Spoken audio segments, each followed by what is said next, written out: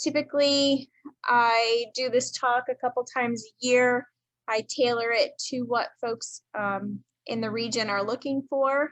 But I do cover an 8-county region in central New York, and Saratoga County is part of that. You may have seen some of my teammates out and about. We have Dave Balbian. He actually lives in Galway. He's our dairy specialist. Eric Smith, who is our new field crop specialist, who would be able to work with you on your land and give you options and opinions. If you have hay stands or crops or anything like that, Eric is our go-to for that person. And then our third person is Ashley McFarland, and Ashley is the livestock specialist for our region also. So she is predominantly ruminants, but she also has a very strong background in hogs and specialty type deals. So Nicole, Nicolina, if you could forward the slide for me, I would appreciate it.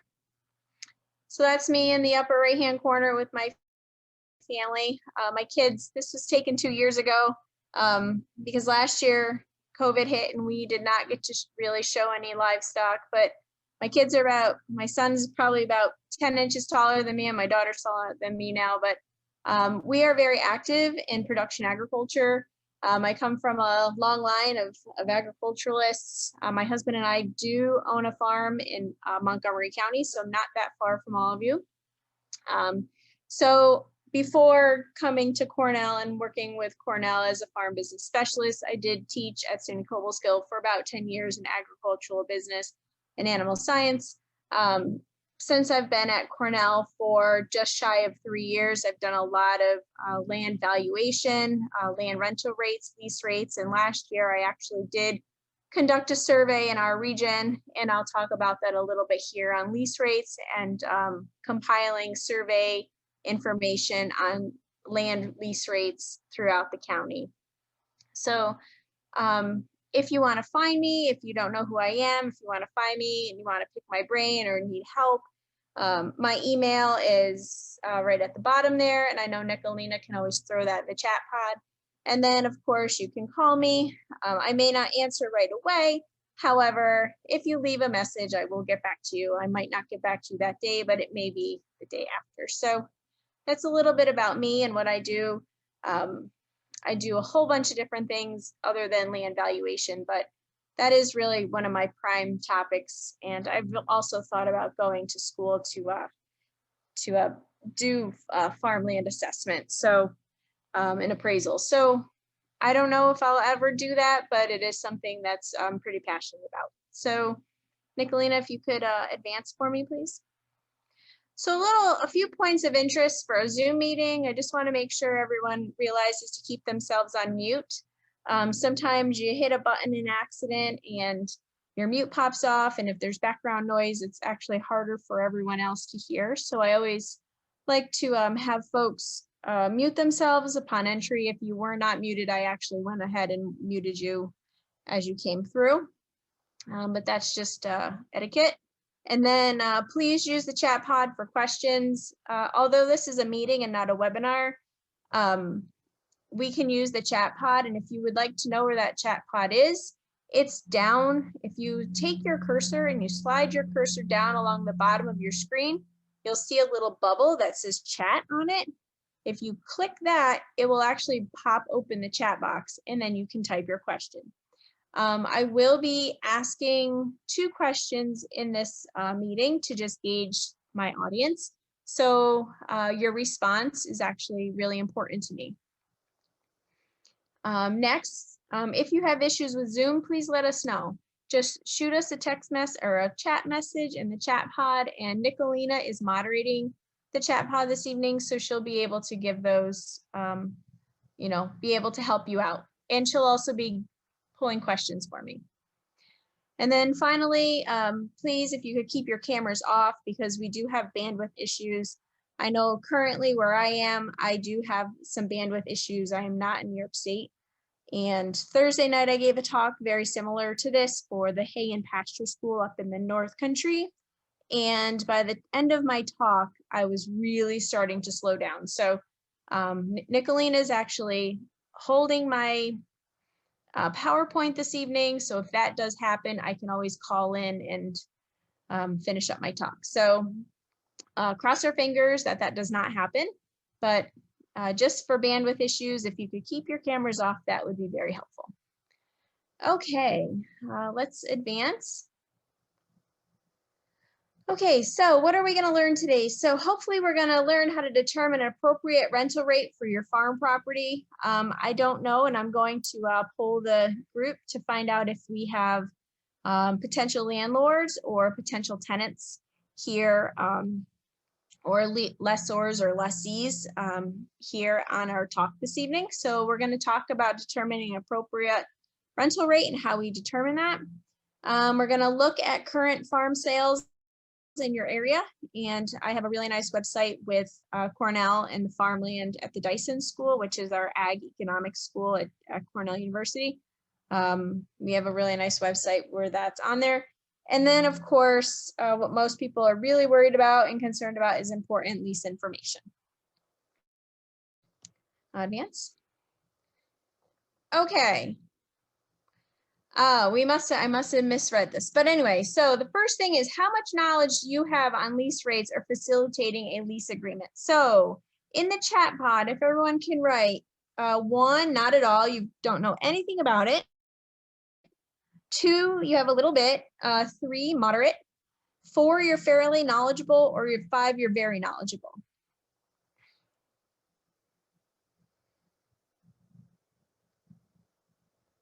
So I like that everybody's using the chat pod. That's very helpful to me.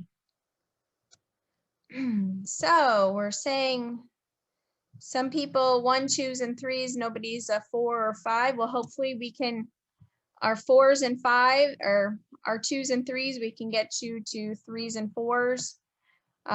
There's always so much to learn, but we will definitely work with that. Our 1s and 2s will definitely hopefully get you up to a 3. So like I said, I'm always available to help people. And then my next question, which I must have put my slides wrong in order, in the chat box, are you a landowner or a farmer looking for a land to lease? So if you could put that in the chat, I would appreciate it.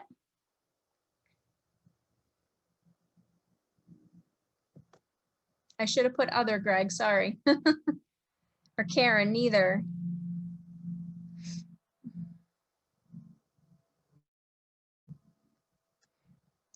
So we have some people that are other. Most people are landowners. Some people are just looking for information. Some people are looking to lease. Great. And this evening, we're going to talk not just about land, but we're also going to talk about pasture leasing, because that is a thing. And I don't know if everyone on here is from Saratoga County. So I did throw in there pasture leases and making sure that people understand a good pasture lease, because that is something that does occur. And so I thought it would be beneficial just to at least touch on it and then show folks, what that lease kind of looks like. Great. So when we are working with a farmland rate determination, there's a couple different things that we look for. And then the first one would be, we're looking at market rates. We are going to talk about rules of thumb. We're going to talk about ownership costs, non-financial objectives, other variables, and of course, making it official. And that's where the lease agreements come into play. Because, could you go back one, please? Thank you. Because it's not official really until it's official. A gentleman's handshake really doesn't hold enough water anymore, and I really encourage folks to have their items notarized. That way, if you ever had an issue, you could go and you have something that is a legal instrument. And everything that I give you this evening is something that has been vetted and can be used to be notarized and can hold up in a court of law. So it's very important that we do utilize these lease agreements because we want to protect both parties, and that's very, very important. Okay, so advance, please. Okay, so for my farm land owners, this really is going to, the first part of this is really going to speak to you. Although, if you are a person that is looking for land, it's something that you should understand and learn about, because if you come across a parcel of land that somebody is offering at $60 an acre and you're saying, well, wait a second, it's really not worth that.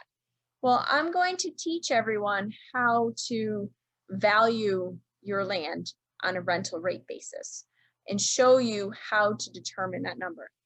Now, please realize these numbers are speculative, but they do hold some pretty good water. And when I take my kind of my theory or my way around how to do this, it does make sense and it does hold water out in the community, because I've had lots and lots of farmers say, yep, this is what I'm getting. And then when I did my survey matched what I was hearing in the community. So we do have rules of thumb and how this all works. It can be a little bit gray, it's not concrete, but it will give both parties an idea, and then you're not completely out of the ballpark. And then the landowner does not feel that the tenant or the lessee is trying to pull one over on him or pull the wool over his eyes and try to get his land for less than what is deserving. Okay, so I always like to put that out there.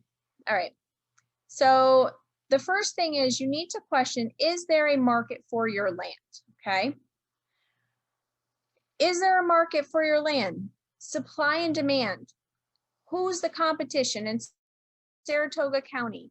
Think about who your competition is, where you are living. If you have land in certain areas, if you have land over on Bacon Hill somewhere, what is going to be your competition?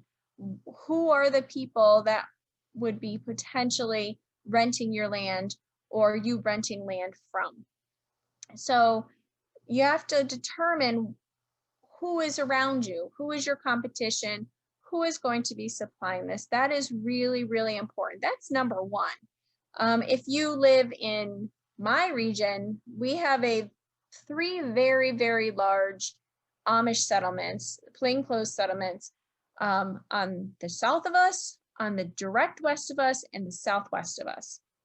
And so we have very heavy pressure from those communities because of their families and children trying to buy land. We do have a lot of dairies in our area, so there's always land wars between our plainclothes community and the English community, because because everybody's fighting for land where we live. So, you need to know in your region or your township who the competition is and what is the supply. The next thing we have to look at is the potential profitability of the land. Are you on hard clay? Do you have poor drainage? Do you have sandy loam soil? Are you, is it a shale base underneath? Do you only have 6 inches and then have shale? What is going on in that land? And the land, you need to determine what your land base is. You can get that information from the USDA soil survey, which is a very it's cheap, it's free to anybody. You can do a soil survey.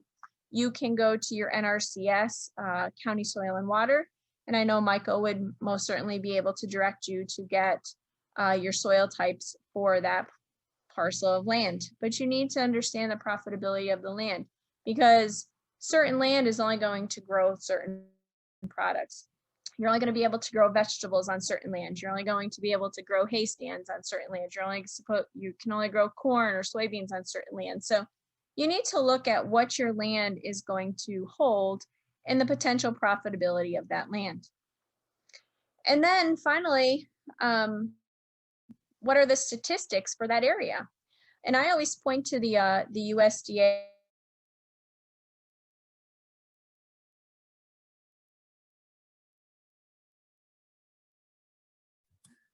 Well, Nicole, did we lose you there for a minute?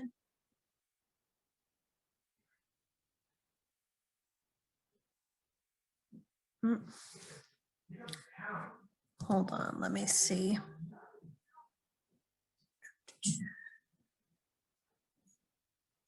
Nicole, can you hear me?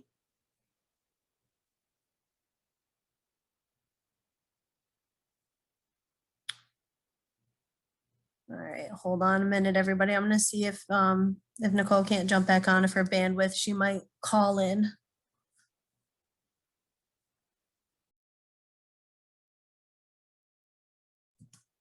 Yep, I think she's calling in right now, everybody. So we're gonna have a 5-minute little bathroom drink break here.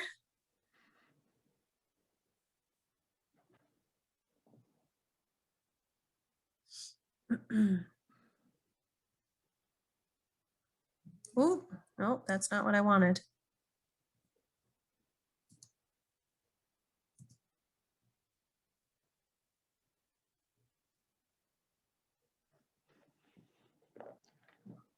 Oh, Are you there, Nicolina? yeah, are you, all right, you're back Okay. with us? I'm back with you. Okay. All I'm sorry right. that all of a sudden it just, I had this funny feeling. So anyway, so we completely dropped. So we can move to the next. I'm really sorry about that, everyone. That's all right. You know, the last thing you left was, you're ready to move on to the next slide, the statistics in USDA? Yes.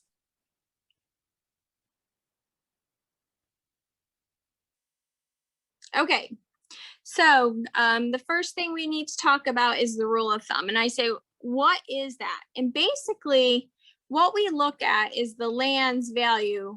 And we typically say it's 2 to 3% of the land's value would be considered your land lease rate. So say you have a $2,000 parcel of land, right?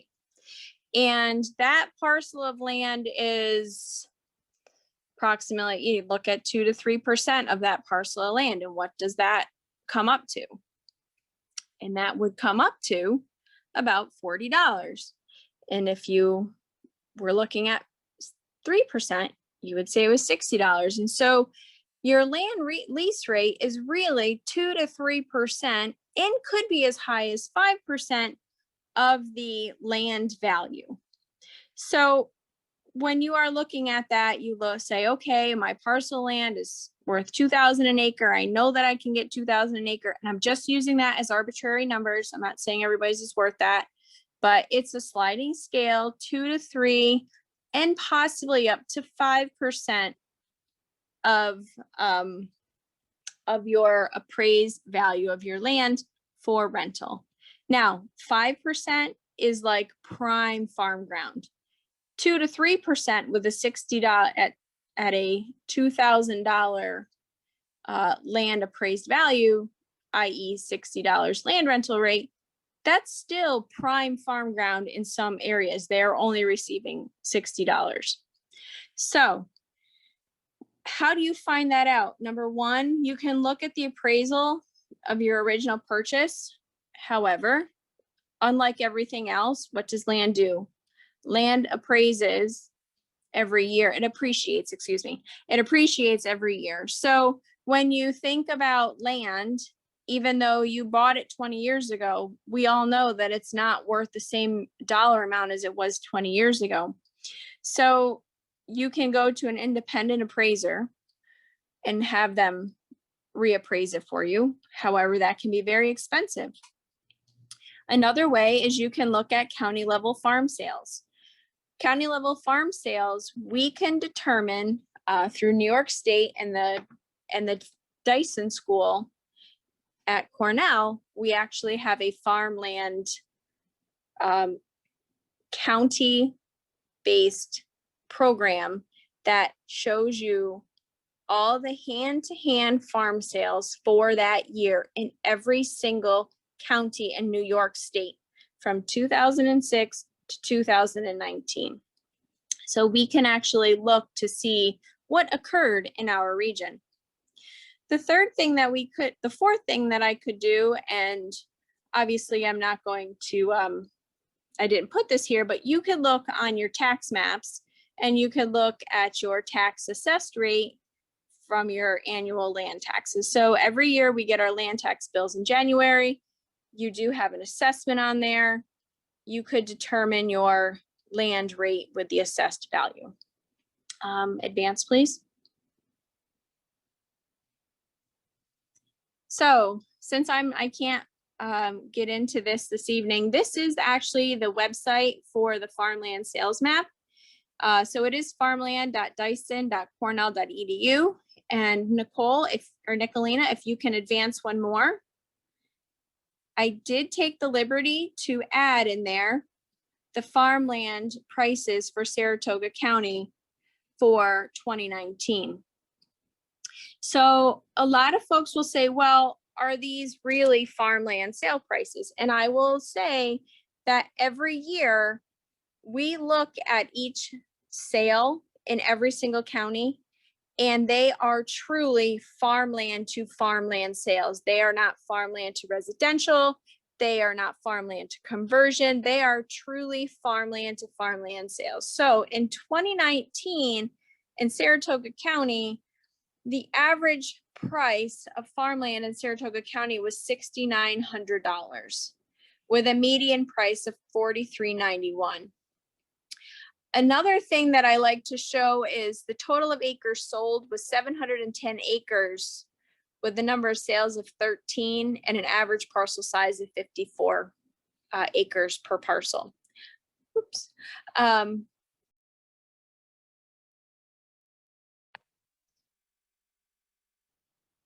I will say that my phone just gave me a blip. Sorry about that. I will say that if there aren't enough county-wide sales in a region or in a county, so say there are 2 or 3, and it's really not a very good number, which sometimes we do see out in like Long Island or down in the southern part of our state, down in the Hudson Valley, that farmland does not sell as readily as other parts of our state. So when that happens, we do omit that for the year, and we will notate that. But there are farmland sales. If you notice on the right of your, or on the left of your screen, that it goes all the way back to 2006 all the way to 2019. We have not uploaded 2020s yet. I'll be curious to see what happens in 2020 because of COVID and a lot of people coming from the South and out of New York City and coming north. We have seen a huge uptick in small farms being sold, especially through the height of COVID in the late spring and early summer. A lot of our farms that were like 50, 60 acre farms that were just sitting, they were all gobbled up. So I'm really wondering what that's going to look like in 2020. So I'll be really interested to see that. And the other thing that's really nice to look at is it does give you a graph and it shows you your prices, and you look at it and you say, oh, what happened in 2017 in the capital region, because Saratoga is considered capital region. What happened in the capital region in 2017? Why did it take a dip and then ratchet back up for 2018? Then it seemed to level off a little bit for 2019. But, you wonder about those things, but I do like to see those pricing trends. I know in the Mohawk Valley, we look at that and we can actually see things like when the milk price, if you're a dairy farmer, when the milk price kind of dropped, and then you can see when the milk companies stopped taking on new farms, we actually saw declines in prices. And that's probably that 2017 is really maybe getting to that time where milk companies were starting to say, okay, we're going to ratchet down your milk production, which they really did in 2020. Or something may have happened in your region that I'm just not aware of. Advance. Okay, so as I stated earlier, I did do a cash rental rate survey, which was an 8-county survey in central New York. And because Saratoga County is one of my counties, Saratoga County was surveyed. And basically what we did is we equated low, medium, and high, which would be the soil types, to the dollar amount. So a lower quality soil, their rental rates were lesser than a medium or a high dollar soil type. So if you notice, our rental rates were $60 for median, and then high was $87. Your total cropland, it was out of 100%. So 40% or the most amount of cropland was a $60 rental rate.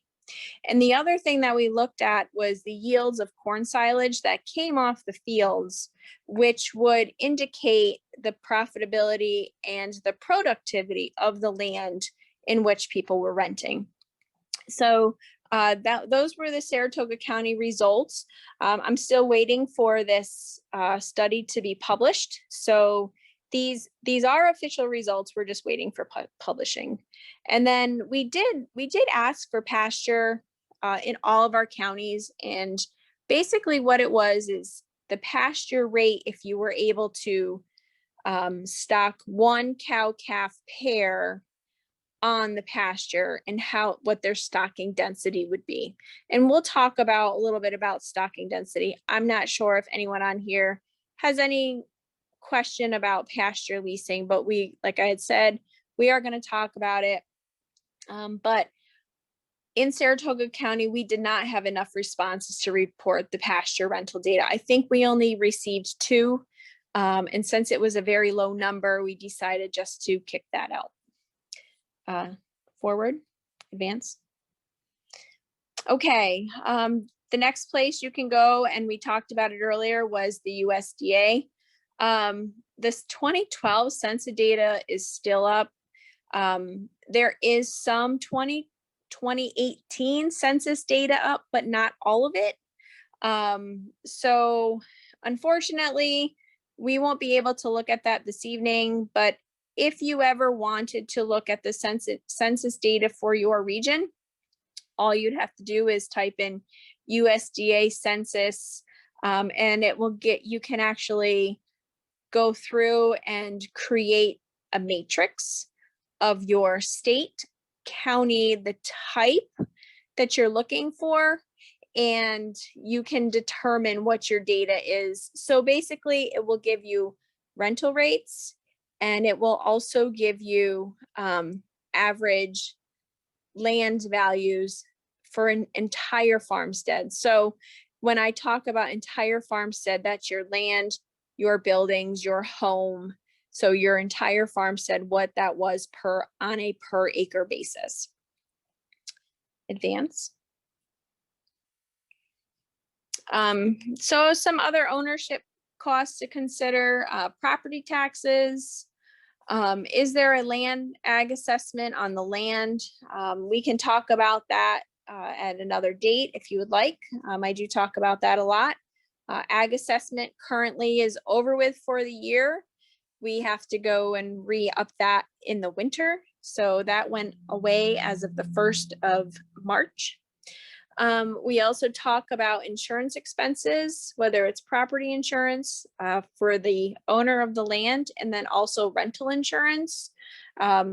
It's really important that the person that is renting the land has an insurance rider on their own farm policy or renter's insurance, because what will happen, say if you're a farm and you are renting land 3 miles down the road, if you don't have that land 3 miles down the road, trucks and tractors across the road, and to that 3 mile away parcel of land, hypothesizing here, but hypothetically, if you got into an accident between that's still considered your quote unquote farm. So And if something happens on that land, you are covered. If you don't keep that on your policy, they would be like, why are you going 3 miles down the road? There's no reason, but it's an extension of your farm when you do that. So it's really important to add that on to your farm policy, your coverage policy. And you always have to make sure when you are having machinery on the road, you have a very large umbrella, because things do happen and accidents do occur. So it's very important that you have the right policy and the right coverage, whether you are a tenant or the landlord, you both need to be covered. And the other thing I always like to say is that you should have each person. So the tenant should have the landlord named on their insurance policy for that piece of land, and vice versa. Again, for insurance purposes. The next thing is mortgage interest. When you're thinking about land and leasing land, are you trying to cover your mortgage interest? Some people say, well, I want to cover my entire mortgage payment.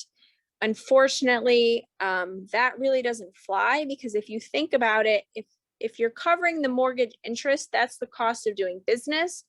But if you're covering the entire payment, your payment also has principal attached to it, and principal is your equity into that land. So you shouldn't be having somebody else pay the equity of into your land. So we always talk about mortgage interest, the interest on that land, if you do in fact hold a note on it, not the equity or the principal part, but the interest part.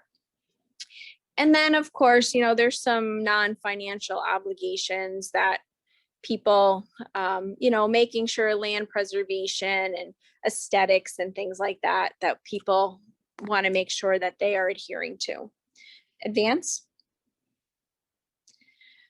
Other things that will affect rental rates, the productivity of land, which we spoke about, the location. So if you are by major highways, or are you 5 miles or 10 miles or 20 miles off the nearest major intersection or major road? Are you uphill and dale? Saratoga is pretty flat, but if you get into Washington County and you're getting up, like even into, if you even go north and go to Lake George, you're going up into Whitehall and Fort Anne and hopping over to the border. I mean, you start to get pretty deep in the woods there, or you go west, you go east into Easton, and in those areas over there, it does get kind of, rolly. And so you have to understand where you're located and what you're doing, how close you are to major thoroughfares, major towns, townships, things like that. That really does play a part in that. Certifications, if you have any kind of certification, like you're organic certified, you are certified with NOFA, things like that will actually increase the value of your land. And then finally, if you have any infrastructure on your land, that's another thing that you could potentially use to your advantage. Next. So when you're looking for leases, we definitely want to get it in writing. So we need to look at what should be in a lease, whether it's land or pasture. There's some really good tips for what we need to put into a lease. Nicolina, before I start this, do we have any questions from the audience? None have come in yet, Nicole. Folks should feel free to type them into the chat. Okay. I just thought I would pause for a moment there and see if anybody had any questions. Not a problem. Okay.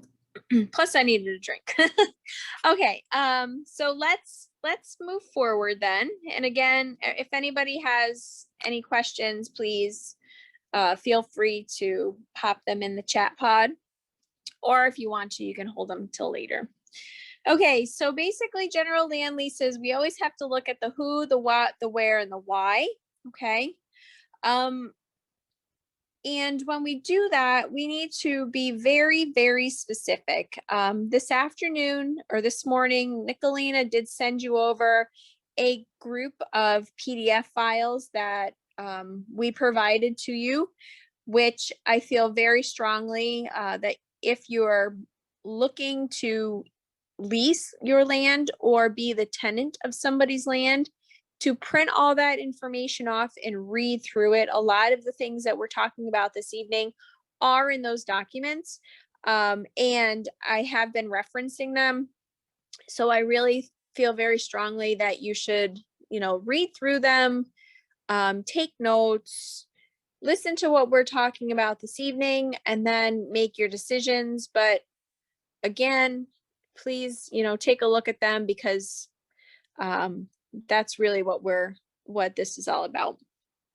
So when we talk about the land leases, like I said, it's the who, the what, the where, and the why.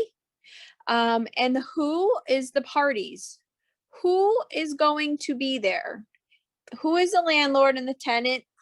Who is the lessee or the lessor?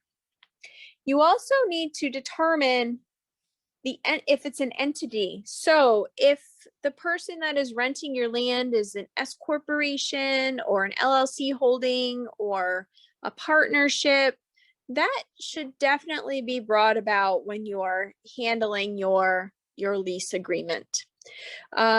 Because when you're doing that, you have to remember that an LLC or a corporation, they are like separate entities. They are acting as a separate entity, even though they are linked to people.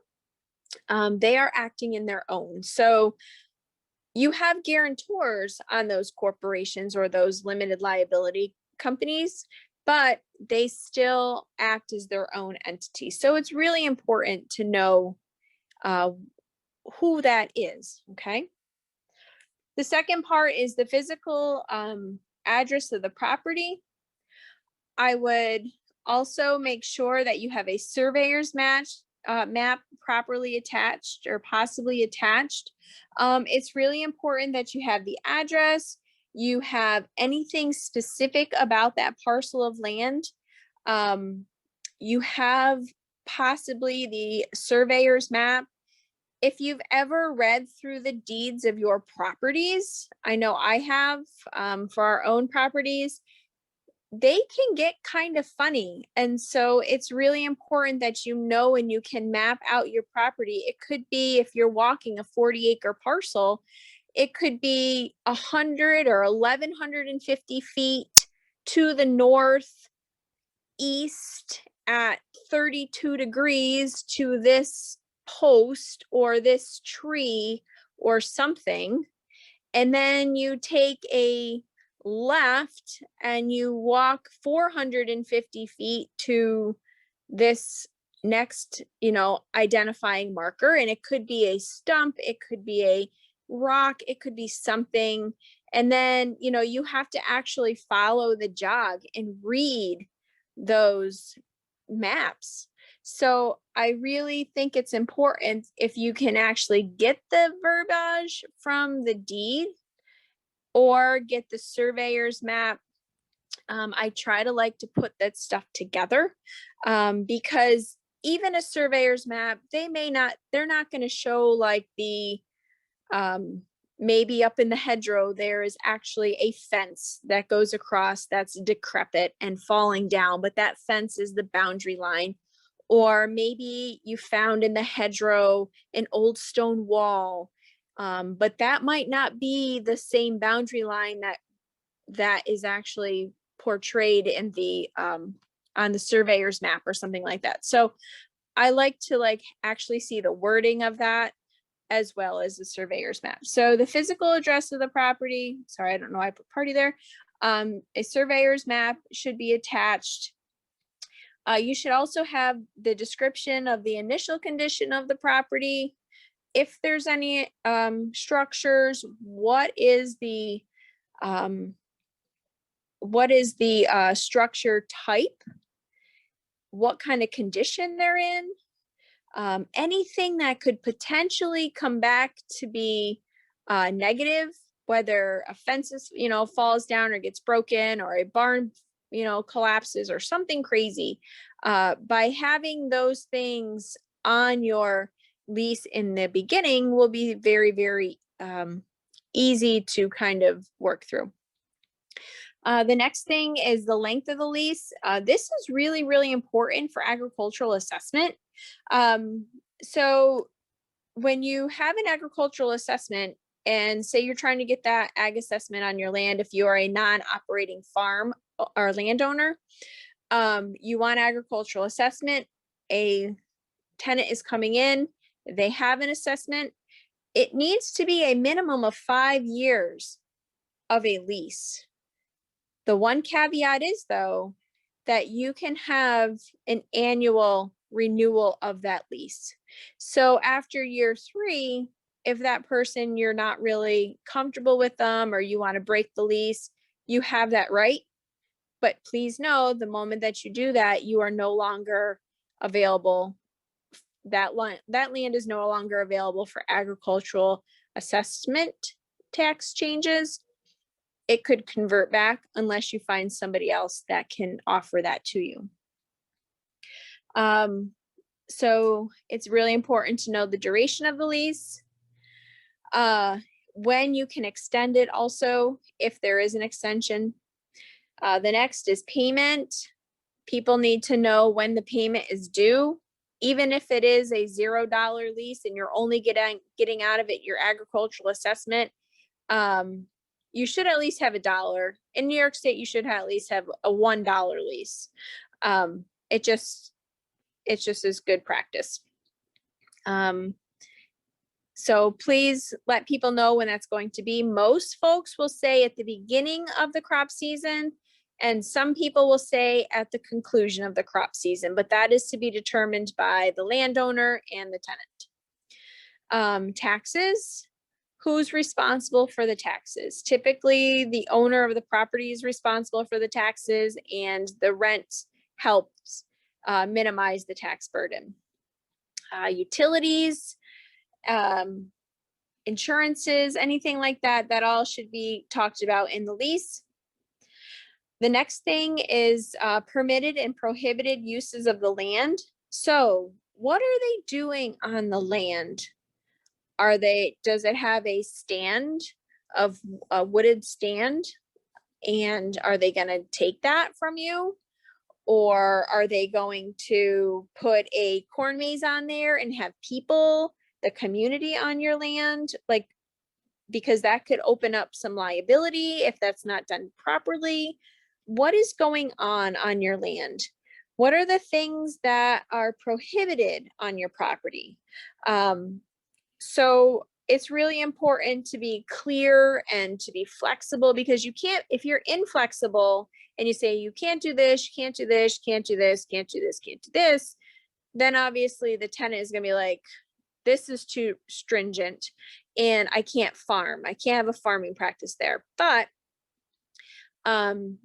if it's things that are farming related, you should definitely work through those. Obviously, if they're putting in gravel driveways or something, taking down trees or cord, things like that, probably need to talk about that. Those are things that definitely should be talked about. Making sure that they have good agricultural practices and best management practices. That is really important. Maybe you want them to have a cover crop after they take off the corn in the fall, or something like that. So those are the things that you would have to talk about in your lease.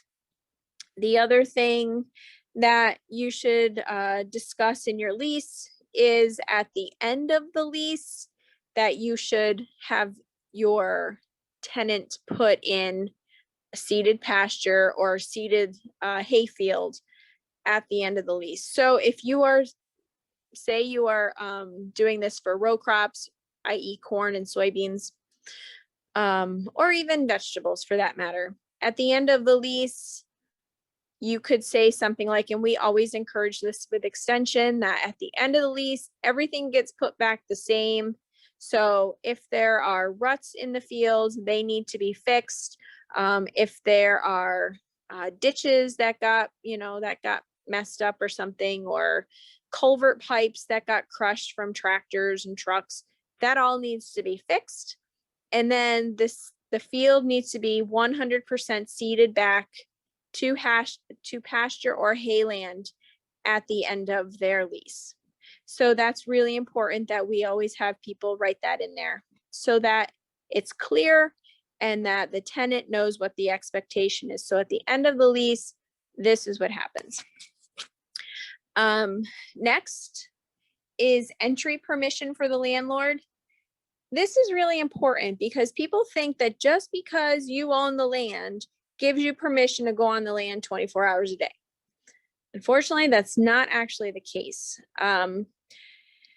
If you are renting your land, whether it's maybe you're renting a farmstead with a house and buildings and land, technically you don't have a right, even though you are the landlord, to go on to that property without giving notice. So if you want to come and inspect the land, or you want to come visit the farm, make sure everything is in working order, so on and so forth, you actually have to have a 24-hour notice before your visit. So it's really important that you write that in your lease and make sure that if I stop, if I walk my land, or if I want to go hunting on my land or do those things because you own it, you better make sure that you have a clear guide of how that's going to handle, because some people get a little funny with that. It's crazy, yes, but it's something to be said. The next thing is maintenance and repairs. So if there's anything that needs to be maintained, so if there's building structures, if there's fences, if there's irrigation systems or roads or anything like that, that need to be fixed and repaired because trucks backed into posts or broke gates or anything like that, you need to make sure you write that down. Who is paying for this stuff? We don't want the landowner to be disappointed and upset, and we don't want the tenant to be upset. So it's really important to make sure that we are being very clear when we talk about our leases. And obviously, there's basic routine maintenance and repairs that we should, that the tenant should be paying for. It's just general farm upkeep or land upkeep. Any kind of alterations or improvements, obviously that, that needs to go in there, because at the end of the day, say your tenant put up a structure, how does that, the landowner said, yes, you can put it up. They put up a shop, say a 30 by 60 shop. It sounds crazy why somebody would do that, or a pole barn or something on your land. What happens to that? What happens to that structure? Does the landowner then pay for that, or pay for a portion of it, or how does that work? So it's really important that if there's any alterations or any improvements or anything like that, that's all written down. And there's a term that, there's terms that come with that. Conservation and good stewardship. Obviously, we definitely want to make sure that people are following their CNMPs or best management practices, or, their concentrated nutrient management plans, if they are spreading manure or using fertilizers or anything like that. So we want to make sure that they are being good stewards of their environment. They are not polluting. So we always want to make sure that they are following some type of plan. Plans can be created by private companies, or they can be created by the Soil and Water District. I know that there's some folks in Saratoga Soil and Water that are fantastic, and also the NRCS component. I know a few of them, and I know that they're very helpful. So it's important that we work with our folks in Soil and Water and also NRCS to make sure that we are being good stewards of our properties. Next thing is subletting. Some people will sublet. Unfortunately, that's something that I would definitely say no to. It should definitely be between the landowner and the tenant of the land, and we should not be going about and subletting to somebody else through the tenant. It just creates a lot of red tape, and a lot of things can happen. So I just say no to that. But some people try and some people ask. So I just always like to say it. Termination, we should always have a termination and exit plan. I should have put those two things together, but termination and exit plans, just like a really good business plan and a really good partnership, all things must come to an end. And so if you are terminating because of a reason or exiting because of just it's time to be done, having that exit plan in your agreement is important. That way there are no hard feelings. Also, if there are grounds for termination, it's important that we know what they could be. So if they are spreading manure incorrectly and they have, say they're doing it on in the winter and it snows and then it rains and we have runoff and we have a problem, or there is manure on the roads or just something like that. Whenever it's like an environmental problem, obviously things do happen, but I really think it's important that we write in there that certain things like that could be grounds for termination. I think that it just is a benefit to the landowner to make sure that we put those types of items in a lease so that people are very aware. Obviously, there are times where we have terrible storms that come through and we may have a manure issue, or they may not have incorporated manure right away. And we may have runoff, and those are all terrible things, but we need to make sure that we are working with all of our folks in conservation to make sure that that is mitigated and could be potentially grounds for termination. Default, if a person defaults on their payments or doing something that they're not supposed to do, again, it's almost like grounds for termination. So obviously if they default, maybe they were dumping trash or doing something, defaulting on payment is really what comes to mind. Monitoring and reporting. Obviously, if you are doing your CNMPs and your best management practices and you are reporting all of your stuff, you should be doing that through their stewardship and conservation. So again, just monitoring what's going on, handling and reporting things to the necessary agencies. And then of course, if anything happens on the farm or on the land, you are going right to your farmer or the non-operating land owner and letting them know what happened. So it's a two-way street with that.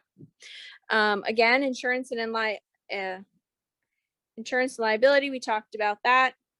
If there's any dispute resolutions, so say you have a person down the street that is having a problem. I keep using manure because manure is usually the one that gives the biggest problem, and everybody can easily relate to that.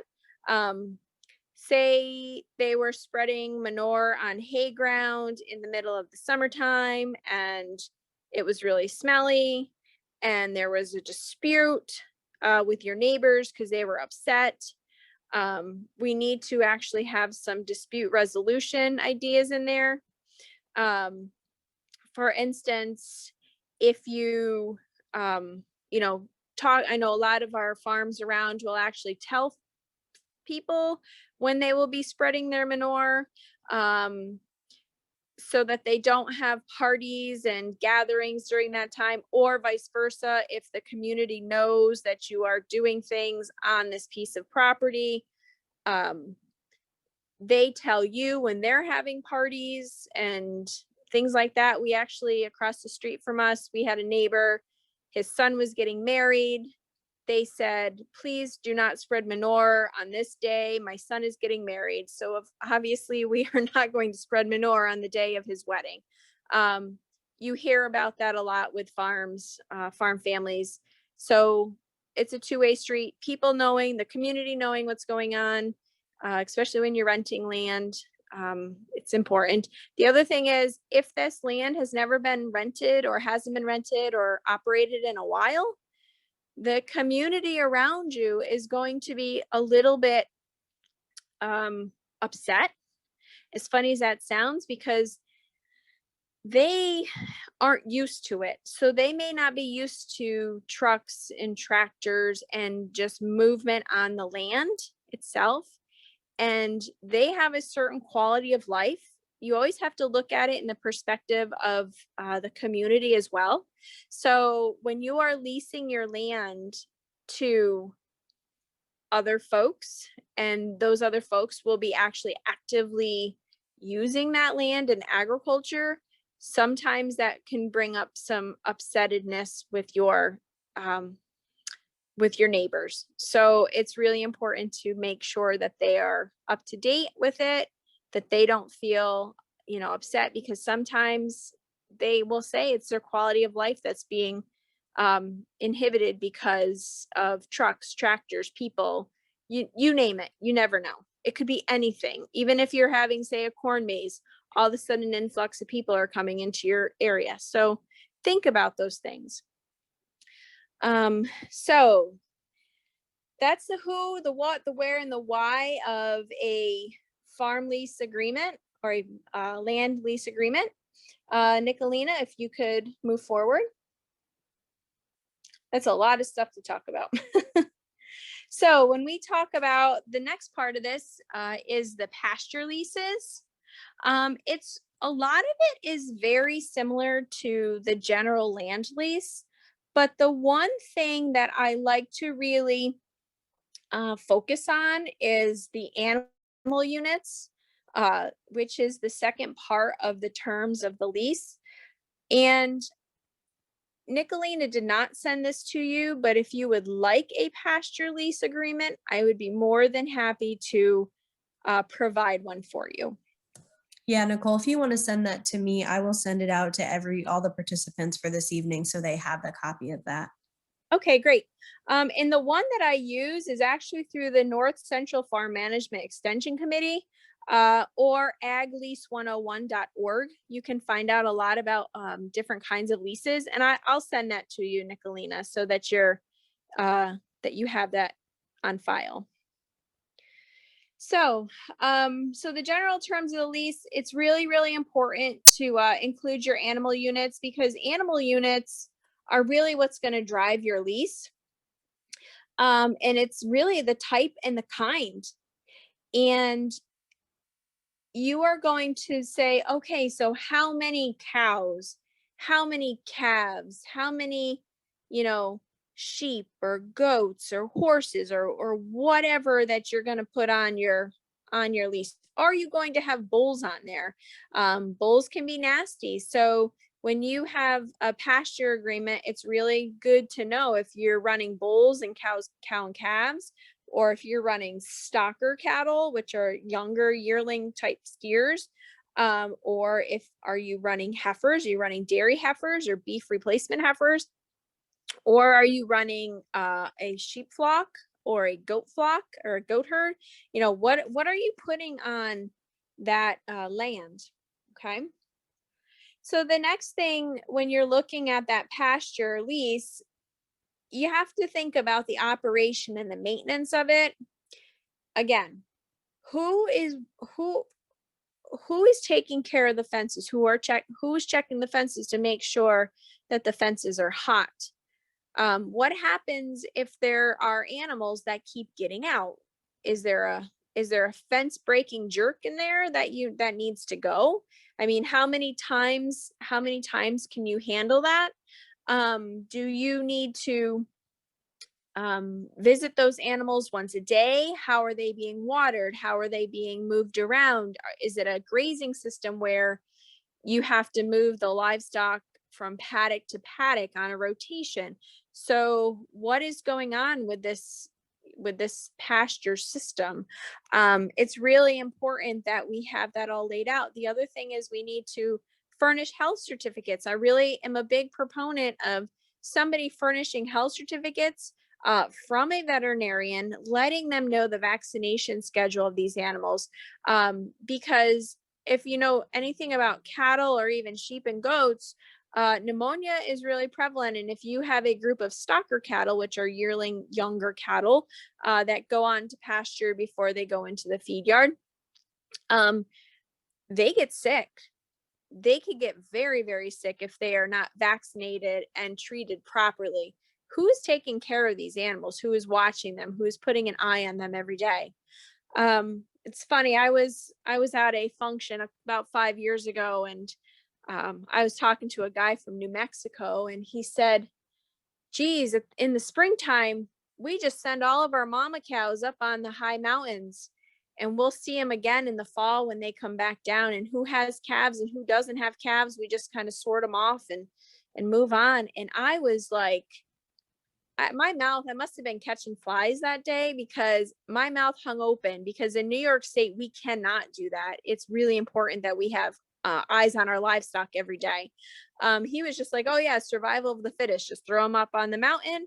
When they're done up on the rangelands, they just come back down, and we just sort off cows and calves and go on from there. So yeah, very different, but livestock need to be taken care of. Who's feeding them, who's watering them, who's changing their pastures.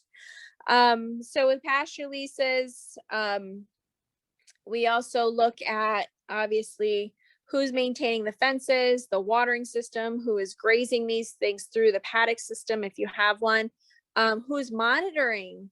So say we have a really droughty year like we did last year, and the grass is burned up. Who are we feeding these cattle or these sheep or goats? What's happening with them? So there has to be alternative plans made in case of a drought year.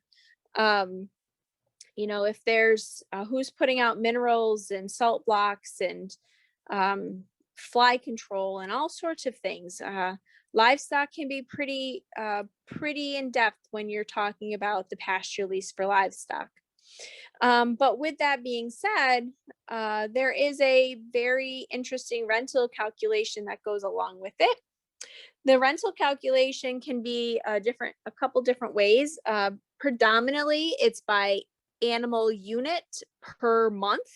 So depending on the size of the animal, you pay. So a cow-calf pair would be like 1 unit. And then say you have 20 cow-calf pairs and you run them from May to October. So for every single month, you would pay X amount of dollars times 20, and that would give you your rental payment for the month. It's a little bit different than if you were paying a monthly or an annual fee for rental with your corn or your soybeans or your hay production. Pasture is way more intensive because there actually has to pay for a person or a human being to be there managing the livestock if the owner of the livestock is not willing to do that. So, so the rental calculations obviously are varied. And if that is something, again, if that's something that you are doing on this call this evening, I can give you some different calculations on that. We won't talk about that anymore because that's usually a very small handful of people, but it is something that's out there. And of course, like both leases, the notary of the public is very, very important. On the bottom of my leases, there is information for a notary of public to go ahead and sign off on that and make it legal. Anything and everything should be legal, whether it's a pasture lease or a rental lease for a piece of property. Super, super important. Forward. So I just want to stick this in there. This is actually part of the Land for Good information that we sent out this afternoon. So when you look at it for landowners, leasing your private or public farmland helps meet your stewardship goals and increases farming opportunities. So we're looking at it twofold. We're looking at it for you as the landowner, whether you are an operating landowner, a non-operating landowner, whichever you may be. And then obviously it's increasing our farming opportunities for young farmers, new farmers, existing farmers, whatever that may be. But this is a really nice pictorial. Learn about the issues, assess your situation and your land needs, explore your options, set your terms, find a farmer, negotiate the agreement, and monitor the relationship, making your land available for farming. So I thought that was a nice pictograph. Forward. So I can't not end with a little meme there, and it's a little kid saying that you rock. So thank you all for listening to my talk this evening, and I'll open it up for questions.